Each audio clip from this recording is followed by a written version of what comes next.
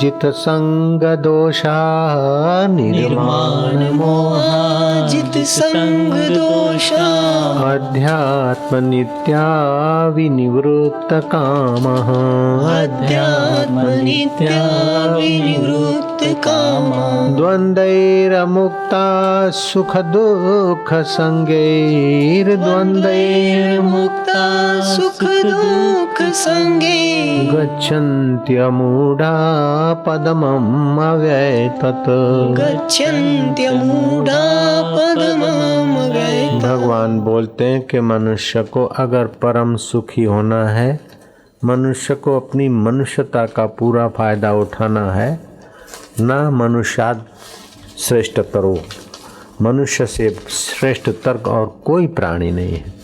और वो मनुष्य अपने श्रेष्ठ अधिकार को भूलकर परेशानियां उठाते उठाते जन्म मृत्यु के चक्कर में गिर जाता है। इसलिए भगवान कहते हैं मैंने दया करके अवतार धारण करता हूँ युग युग में, और लोगों को ज्ञान प्रकाश का निमित्त बनाकर उनकी जीवन की नौका जीवनदाता स्वरूप किनारे लगाने की मेरी व्यवस्था है। संभवामि युगे युगे।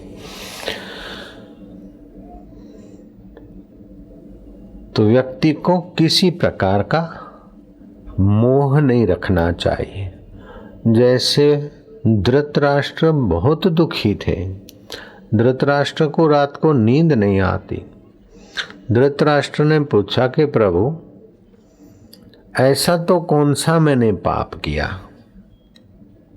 जो मेरे जीते जी मेरे सारे बेटे मर गए, और अब उनकी वो भले उनका कर्म कैसा भी था लेकिन उनकी ममता मुझे अब नींद और खान पान से वंचित करती। मैं पच रहा हूँ, मुर्दा तो थोड़ी देर जलता है निपटारा हो जाता है, मैं तो उनकी याद में तप रहा हूँ, जल रहा हूँ। अनिद्रा के रोगों के कई कारण हैं, अतिश्रम, अनावश्यक विचार, मोह, चिंता, वात पित्त कफ दोषों के कारण, अथवा तो किसी मोह ममता के कारण। ये शारीरिक तनाव, मानसिक तनाव और भावनात्मक तनाव में व्यक्ति तने जा रहे हैं। इसे टेंशन कहते हैं अंग्रेजी भाषा में। अभी की अखबारें और सर्वे करने वालों ने घोषणा की कि 98% लोगों को हार्ट अटैक ये मानसिक तनाव और भावनात्मक तनाव के कारण होता है। 95% लोग आत्महत्या करते हैं ये तनावों के कारण।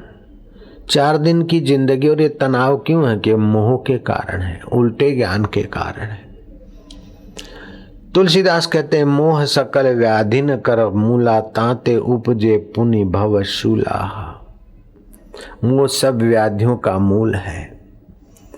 धृतराष्ट्र मोहवश अपने बेटों की याद में अनिद्रा के रोग से ग्रस्त हैं, अशांति की आग में तप रहे और पूछते हैं कि मैंने ऐसा कौन सा पाप किया था। और व्यक्ति अपने कर्म का फल ही भोगता है, ये मैं मानता हूं।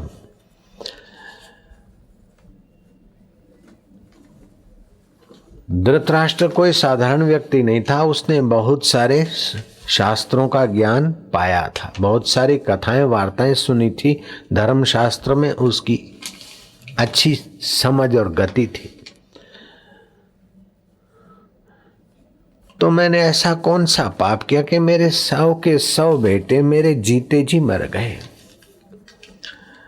तो भगवान बताते हैं कि तुमने पूर्व काल में राज्य वैभव तो था तुम्हारे पास, लेकिन राज्य वैभव में तुम्हारा मोह ममता इतना, खुशामद खोरों के बात में तुम्हारी इतनी प्रीति हो गई कि तुम्हें जिधर को वो खुशामद करके चलाते थे आप उधर को चल पड़ते थे। और तुम्हारे रसोई, हालांकि तुम धर्मात्मा थे, वैष्णव थे, शाकाहारी थे, फिर भी तुम्हारे रसोई तुमको स्वादिष्ट भोजन देने के लिए कभी कोई ऐसा व्यंजन बनाते तो तुम ये कौन सी चीज का बना ये पूछने भी नहीं बैठते थे, इतना खाने में मोह हो जाता था। तो हरामजादे कुछ रसोई ने मिलकर हंस के बच्चों का कीमा बनाकर तुम्हें परोसते थे और तुम फटाक से उसकी सराहना करते हुए खाते थे। ऐसे एक एक हंस के बच्चे करके 100 हंस के बच्चे तुम्हारे निमित्त अकाल मरे और वही तुम्हारे 100 बच्चे ही तुम्हारे पाप के कारण अकाल मरे हैं। निर्माण मोहा श्री कृष्ण कहते हैं जित संग दोषा। जीवन में कईयों का संग होगा, धन का संग होगा, लेकिन धन के संग से मैं धनवान, धन मेरा नहीं, तू भगवान का भगवान, तेरे धन यहीं पड़ा रह जाएगा। मैं सत्तावान, सत्ता मेरी, सत्ता यहीं धरी रह जाएगी। मैं यशस्वान, यश मेरा नहीं, तू वास्तव में परमात्मा अकाल पुरुष का अविभाज्य अंग है। बाकी सब तेरे मन का अहंकार का खेल है। निर्माण मोहा जित संग दोषा। संपर्क तो होगा, लेकिन संपर्क के दोष में आप गिरना नहीं। लोग तो आदर करेंगे, डॉक्टर साहब, लोग तो आदर करेंगे, सेठ साहब, बाबूजी, वकील साहब, बाबूजी, गुरुजी, लोग तो आदर करेंगे, लेकिन वो आदर जिससे किया जाता है वो चैतन्य, और जिसका हो रहा है उस चैतन्य की स्मृति बनेगी, तो आप आदर और अनादर में निर्लेप नारायण की नाई मस्त रहोगे। निर्माण मोहा जित संग दोषा के वचन को जीवन में उतारने से बहुत कुछ लाभ हो जाता है। निर्माण मोहाजित संग दोषा। फिर क्या करे कि अध्यात्म नित्या, नित्य अपने आत्म अमृत का पान करे, नित्य अपने सच्चे सुख के घूंट भरे।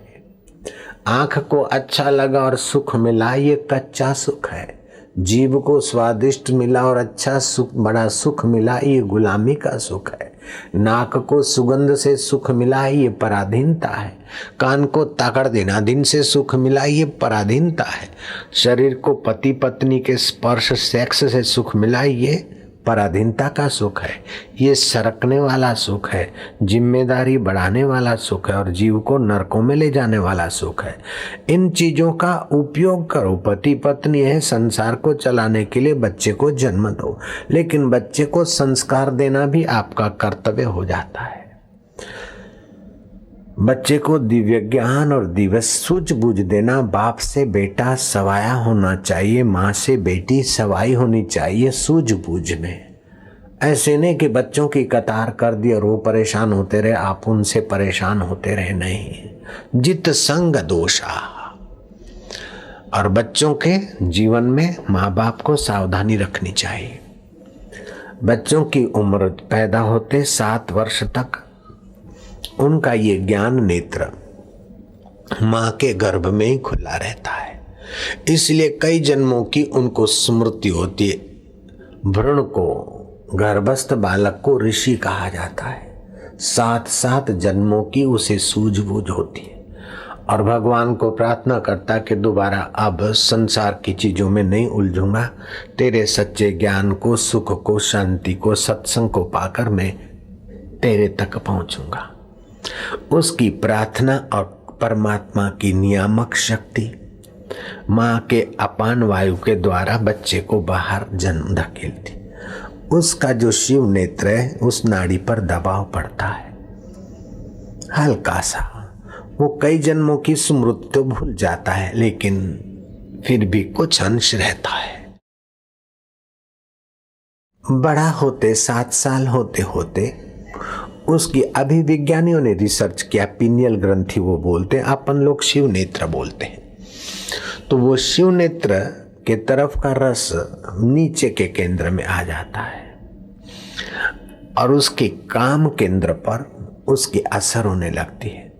धीरे धीरे वो असर 14 साल की उम्र होते ही उसको यौन आकर्षण शुरू हो जाता है विशेष रूप में, और वो बच्चा उछलंक होने लगेगा, खुद फंद करेगा, माँ की, बाप की, भाई की, कुटुंबी की आज्ञा का, संदेश का मौका पड़ते अनादर भी करेगा, क्योंकि उसके शरीर में इस प्रकार का रस है। तो माँ बाप उसको सुधारने के लिए उस पर हावी हो जाए, ऐसा नहीं, माँ बाप की उम्र 25, 40, 45 साल है तो उनके शरीर में जो रासायनिक फेरफार है, उनकी जो सूझबूझ है, और बच्चा 14 साल का है, उसकी सूझबूझ में तो फर्क होगा। ये मत कर, वो मत कर, ये न कर, वो न कर, ऐसे करते करते बच्चों को अंदर में एक प्रकार का हवा भर देते हैं, एक प्रकार का तनाव भर देते हैं, और बच्चे के विकास में रुकावट होती है। बच्चे को वो विकारी ग्रंथि जैसा सताती ऐसे लग जाए तो बच्चा बंदर छाप हो जाएगा। तो क्या करे? बच्चा बंदर छाप भी न हो और बच्चा तुम्हारे रोक टोक से दबे भी नहीं, इस तरीके से आपको बच्चे को उन्नत करना चाहिए। बच्चे में, बच्ची में कोई आपको कमी दिखे, ठीक है, लेकिन उसमें कोई अच्छा ही दिखे, उसका उत्साह से बखान करो और फिर धीरे से कमी निकालने का उसमें प्रोत्साहन करो, उत्साह भरो। और वो कमी में कभी नपास हो जाते बच्चे, निर्वस हो जाते, आत्महत्या तक का सोच लेते, अथवा तो शारीरिक तनाव के कारण, मानसिक तनाव के कारण बच्चों को कोई हलकट बच्चे मिल जाते हैं, हस्त मैथुन की गंदी आदत के शिकार बन जाते हैं। लड़कियां में कुचेष्टा, लड़की लड़के कुचेष्टा करके अपनी जो जीवन की नींव है उसको खोखला बना देते हैं।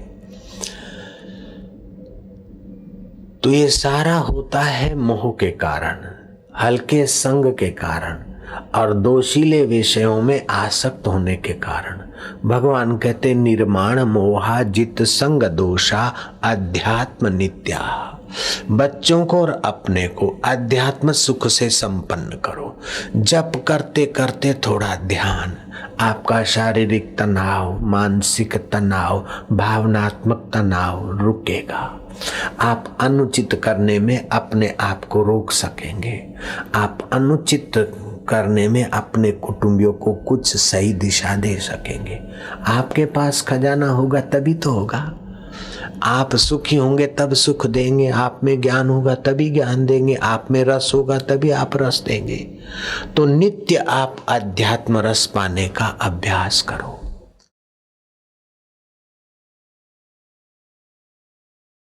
फिर क्या, विनिवृत्त कामा, मुझे ये मिल जाए तो सुखी हो जाऊं, ये पालूं तो सुखी हो जाऊं, ये नश्वर चीजें को पाकर सुखी होने की होड़ में तो अमेरिका के अरबों खरबों-पति पागल हो गए, तो कोई जेल में पड़े हैं, तो कोई पैरालाइज के शिकार हुए। इस विषय पर मैंने आपको एक बारी अहवाल सुनाया था। निर्माण मोहा जित संग दोषा अध्यात्म नित्या विनिवृत्त कामा द्वंद्वेर मुक्ता।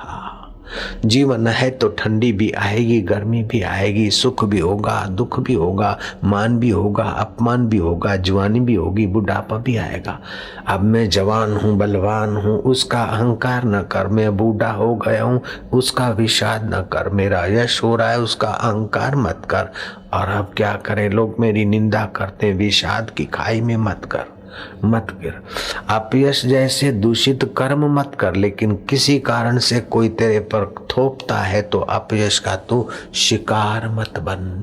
तू अपनी शांति, अपना ज्ञान, अपना स्वामित्व संभाले रख। भगवान कहते जित संग दोषा अध्यात्म नित्या विनिवृत्त कामा द्वंद्वेर मुक्ता। फिर सुख दुख संगे।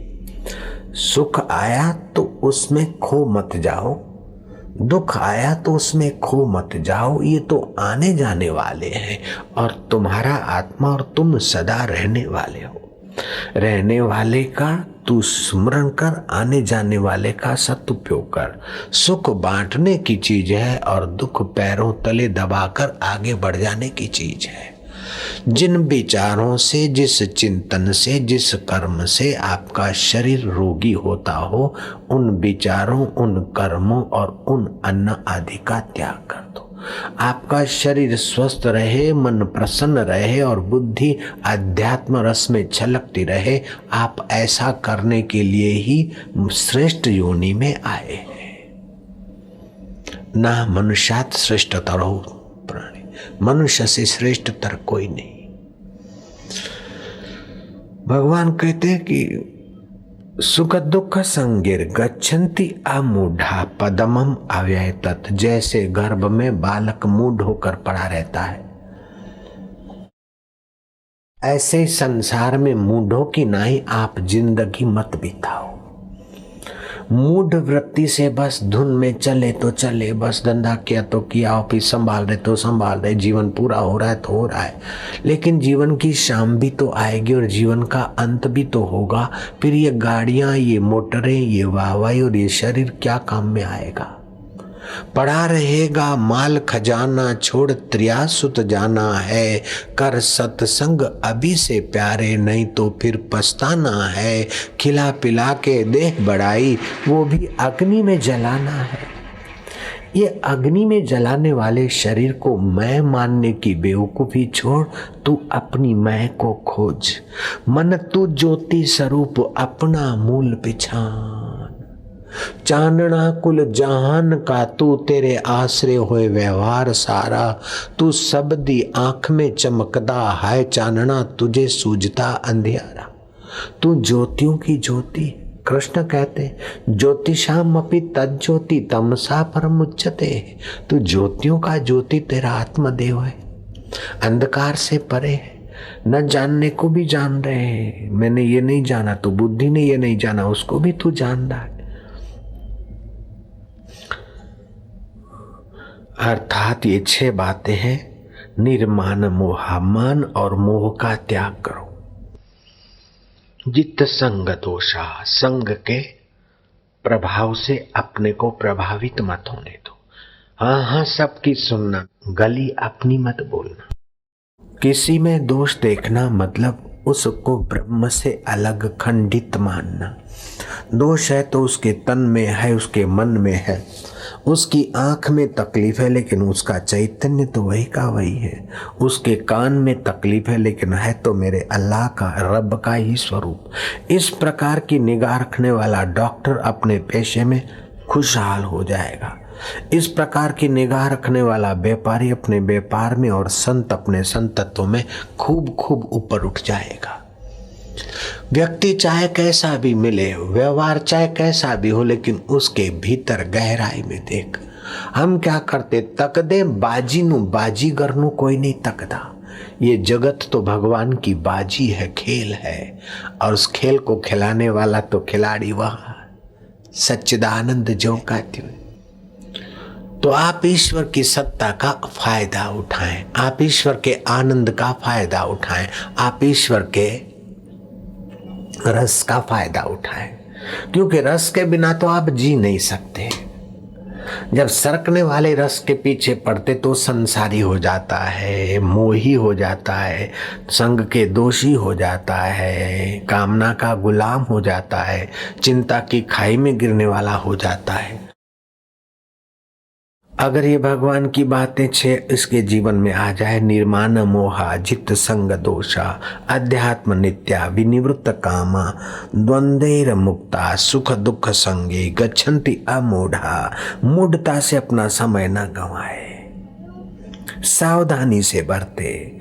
सुख आए दुख आए, परिस्थितियां आई, उसमें बहे नहीं, अपने को तटस्थ रखे, अपने को सावधान रखे। और ये सारी ऊंचाइयां सत्संग के बिना समझ में नहीं आती और यात्रा हो ही नहीं पाती। इसलिए शास्त्र कहते हैं, प्रथमा भक्ति संतन कर संगा। उस भक्ति रस का प्याला पीना है तो पहला सोपान है संतों का संग, दूसरा सोपान है मेरी कथा प्रसंग, तीसरा सोपान है अमान। धन मान कुछ अंदर वर्तमान का होता है, कुछ अंतरंग मान होता है, कुछ बहिरंग मान होता है। जैसे विद्या पढ़े हैं, MBBS हुए हैं, MD हुए, M.Com हुए हैं, शास्त्री हुए हैं, तो उसका मान होता है कि मैं शास्त्री हूं, मैं फलाना हूं, मैं डॉक्टर। और दूसरा होता है बाह्य मान, कल्पना का। धन तो तिजोरी में पड़ा है, बैंक में पड़ा है, मैं धनवान, वो भी ठीक है। एक मान ऐसा होता कि बेईमानी का मान होता है, वास्तव में वो गुण नहीं और अपने में गुण मानते हैं। मैं भगत हूं, मैं धर्मात्मा हूं। आप दुनिया में हैं, दुनिया दुकान में तो दुनिया भर की हेरा फेरी की और थोड़ा बहुत कुछ दे के नाम करके मैं धर्मात्मा हूं, ये लोगों को दिखाने की कोशिश की। ये होता है दंभ। तो ये दर्प, दंभ, मान ये जीव को असली ज्ञान से, असली शांति से, असली सुख से और असली परमात्मा प्राप्ति से वंचित कर देते हैं। तो अपना साखी आप है, निज मन माही विचार, नारायण जो खोट है उसको तुरंत निकाल। रात्रि को बिस्तर पर जाओ, जो कुछ अच्छे कर्म हुए ईश्वर को धन्यवाद दो, आपकी अच्छाई बढ़ेगी। जो कुछ नीचता के कर्म है मन को जरा समझाओ, ईश्वर की सत्ता का आवाहन करो। रात्रि की चैन की नींद, भक्तिमय नींद करने की रीत है कि बिस्तर पर बैठे प्रार्थना करते करते सो जाओ, तो आपके मन के तरंग शांत रहेंगे, शांत रस आएगा, आपकी नींद सुंदर सुहावनी होगी। आपके जीवन में कई उतार चढ़ाव आते हैं, लेकिन उतार को और चढ़ाव को सत्य न समझो। उतार और चढ़ाव आए और चले गए। आज तक उतार चढ़ाव आए चले गए, तो आज के भी जाएंगे और आने वाले भी जाएंगे। इसलिए इतना महत्व न दो बाहर के उतार चढ़ाव को कि अपना अध्यात्म जो नित्य स्वरूप है उससे आप बेखबर रह जाओ। अमूढ़ बनिए, मूढ़ न बनिए। उतार चढ़ाव से दबिए मत, उतार चढ़ाव के शिकार मत होइए, उतार चढ़ाव के खिलौने मत होइए। तुम तो भगवान के अमृत पुत्र थे, हो और रहोगे। उस अमरता का स्वाद लेना शुरू करिए। अध्यात्म नित्या।